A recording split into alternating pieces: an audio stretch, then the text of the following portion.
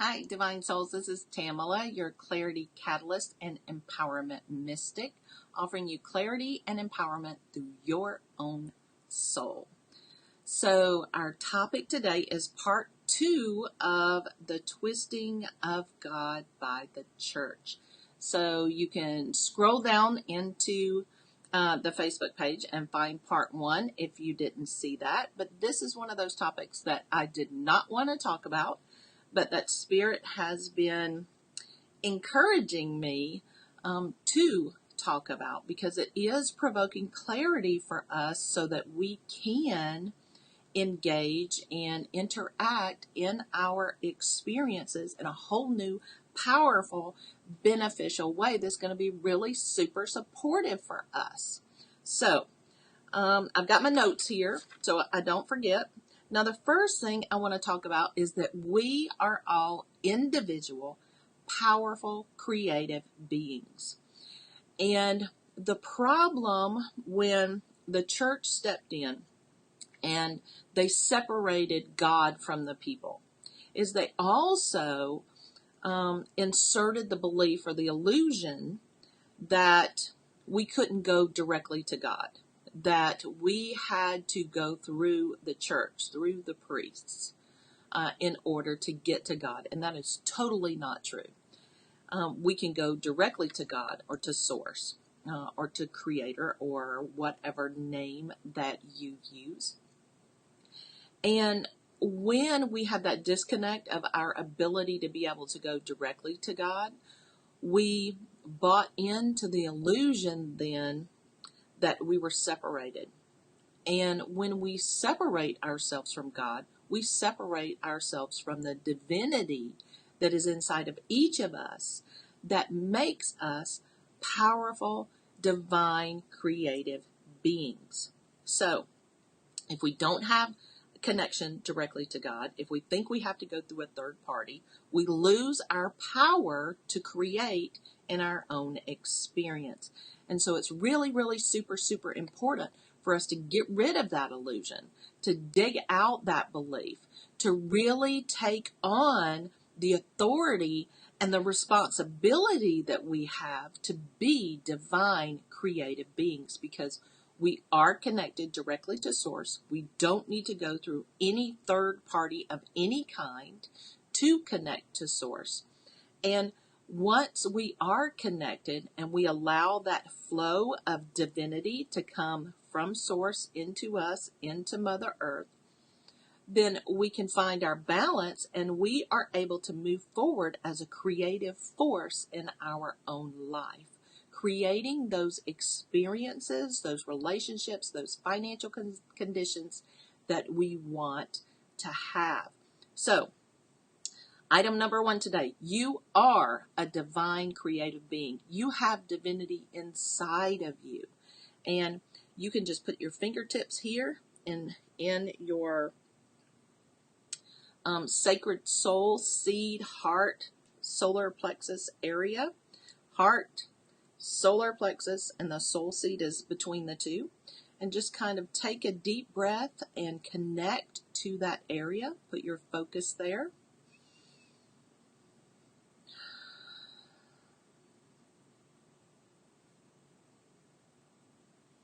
And when you connect to that area, you really can find the big yes. The big yes. Yes, I am divine. Yes, I am a powerful creator. Yes, I am worthy. Yes, I am abundant. Yes, I can create the life I desire. So, point 2. God, angels, and guides are not in charge of our life. We are in charge of our lives. God, the angels, all of our spirit guides, and there's tons of those, all of our non-incarnated helpers in whatever form they take, they're not the ones that are in charge of what's going on in our experience. They're not in charge of our blessings. They're not in charge of our abundance. We're in charge of those things. And we are the manager of our teams. All these other beings are working for us. And they're working with us. And what that means is they will partner with us to bring to us the consequences of our results, the consequences of our choices, of course, but also all of the things that we resonate with and that we've asked for. So what we need to do is we need to set intentions. We need to take action towards those intentions, and then our guides, our angels, all of our support teams can then get behind us and bring those things to us. They come through opportunities, they come through coincidences, they come through epiphanies, they come through actual physical things that happen. But those things don't happen unless we say what we want and we take action to get those things. And then our angels and our guides can all get behind us and bring that to us. So if you're waiting around on God to do something for you, you're going to have a long wait. God wants you to connect to your own divinity that's inside of you, the powerful creative part that is inside of you, to start asking for what you want that's in alignment, to take action to be in resonance with that thing that you want so God can give it to you. He's not withholding stuff from you because you're bad or unworthy or any of those things. You're just not in alignment with it yet. And God and our angels and our spirit guides will bring situations into our experience so that we can get in alignment with the resonance. And so it's really important for us to take steps and take actions each and every day so that we can be in more alignment with those things that we want. So we can learn, so we can expand, and so we can shift our vibration. Now, the next point, which I pretty much already covered, we're in charge of our lives. So you're the one setting the intentions. You're the one making the request. And you're the one taking action. The earthly experience is not an experience where somebody else is going to do your work for you. Never going to happen. Hear me. Never going to happen. You have to do your own work. You have to do your mental work. You have to do your emotional work. You have to do your physical work. You have to do your spiritual work. You have to do your shadow work. Now, you can have helpers assist you, non-incarnated helpers and incarnated helpers. People like me who can help you go through those processes, but we can't do the work for you. You are the one that is responsible for putting on your big girl panties and for stepping out and taking new action. Now, something that we haven't discussed yet is that you have to take new action in order to get new results. If you keep doing the same thing that you've been doing, what's the phrase? You're going to keep getting the same results. So that means that in order for you to get new results, to get new changes, to get new fullness and abundance and enthusiasm and all of these new wonderful things that you want, then you're going to have to take new action that resonates with those things that you want. So if you want financial abundance, then you need to start taking action where you're going to feel abundant. That doesn't mean that you have to charge up your credit cards. It doesn't mean that you have to spend a bunch of money. But what it does mean is you need to get into that vibration of abundance. And that's a whole nother teaching. Now, next point, we go directly to God to connect and to the universal laws and to universal wisdom. So we don't have to go through a religion, but a religion can educate us. It can inform us, as long as it doesn't insert additional blocks and restrictions for you. So I'm not saying that all religions are bad. I'm saying how you engage with them can block and hinder you for your own creative and manifesting process. So You can go directly to God, to Source, to the Creator of all beings, to the spirit world, to the universe, to prime energy, however you relate to that. And when you're there and you're going to this Creator of all beings, you can ask for universal wisdom. You can ask for information. You can ask for not only abstracts, but real clarity. You can ask for, show me where this is in my experience. Show me where I do these things. Show me where I'm out of alignment with this, right? And the universal laws, law of attraction, law of gestation, law of gender, law of, all of the universal laws are functioning in our earthly experience. And so if you need more clarification on them, you can go directly to the creator of those and ask for more details. You can ask for how it's showing up for you, how it is, how you're missing it, how you can do it better. All of those things are available to you directly through Source. Now, it's okay for you to get education around them. It's okay for you to ask for support from someone who's incarnated, someone like myself. You can ask for support, but again, we are not going to do the work for you. Once you have the information that you've requested, you're going to be the one that's responsible for implementing those things that you learn. So it's really important that you go to the source of the information so that you're getting pure and accurate information, and that you start implementing it. Now, the next point is that was twisted by the church is the idea of the imbalance of the masculine and the feminine. Because originally we had been a very feminine matriarchal society where the gods were all goddesses, where the priests were priestesses, and where there was, it was all about creation and manifestation, because women are the ones who bring in, are the ones with the, the ability to bring life into the world. And so that was a very honored and rich thing. And so when the patriarchy switched over and they really kind of eradicated the feminine power, the feminine creative and manifesting process, they really shift over into it being, this is an intellectual thing. You make things happen through your brain, which is not entirely true. You do use your brain, but it has to be in cooperation with other aspects.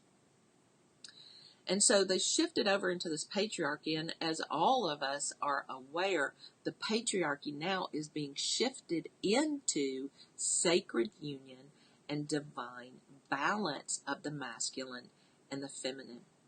And so that's going to change a lot as far as the church is concerned, a lot as religion is concerned, because there's going to be a lot that is going to have to continue to shake up and shift out of our religious experience, of our conservative experiences, of our belief systems, and our illusions that we have about the inequalities between the masculine and the feminine.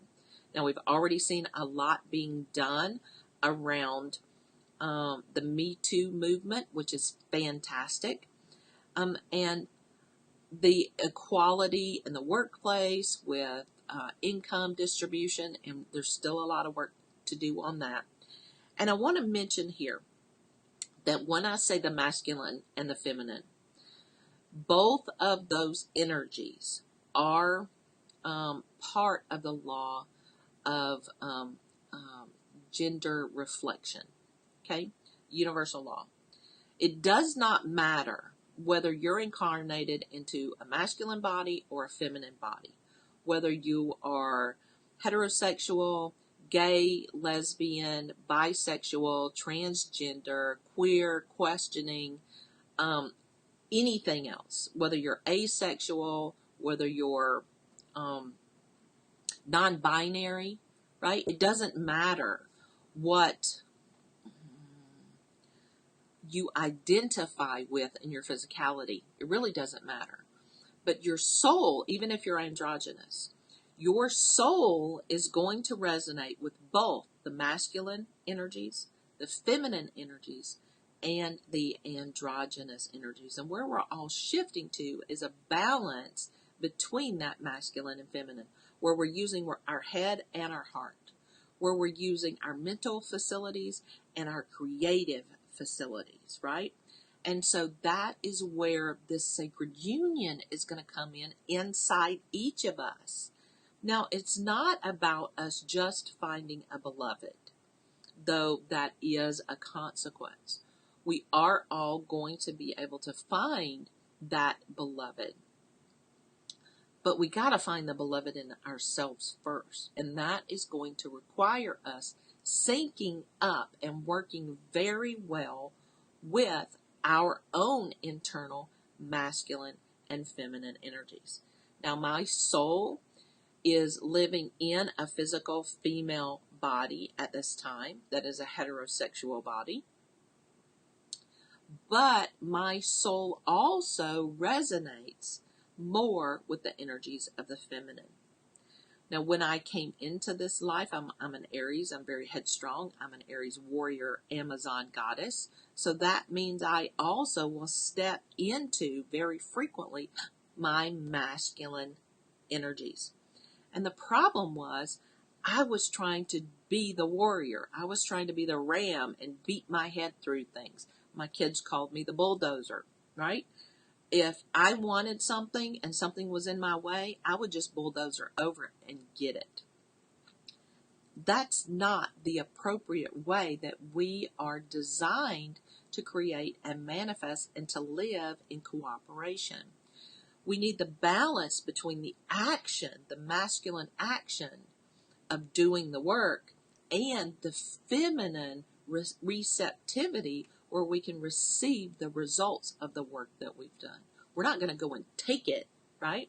We're going to receive it. And so it doesn't matter what body you incarnated with, whether you came in to be, to give yourself the experience of the complexities of the LGBTQ community, whether you came in as heterosexual, it doesn't matter. We're all still working both the masculine and the feminine energies inside of us and learning how they cooperate and learning how we can use them for our benefit to create the life we desire. Now, I'm going to stop there, and I'm going to say that, and I'm going to put a little note where I stop so I don't forget. And now I'm going to let you know that January 31st, I'm going to be launching the Moving Through Manifestation program. It is specifically our Manifesting Blueprint program, so you're going to find out at soul level how you were designed to create. It's going to be very specific for you, and it's going to detail how you can learn how to really create experiences in life, in romance, in social lives, in your sexuality, in your personal relationship with yourself, in finances. Did I already say that? If not, I'll say it 3 more times. Finances, because it's really important for everybody to really be bringing their best, to be up-leveling. And if you're already making 6 figures or multiple 6 figures, let's get you to 7 figures. Let's get you to 8 figures, right? If you're making barely getting by, then let's get you into that abundance area, because now is the time. 2018 is the year of abundance. And with all of the all of the changes that are happening, with the new tax laws, I went to Spirit and said, what about this tax laws? A lot of people are going to be missing out. They're going to be losing out. They're going to be hurt by these tax laws. What do we do? In Spirit, every time I have asked, Spirit's answer is, help them stop being poor. Why are you still poor? There's no reason for it.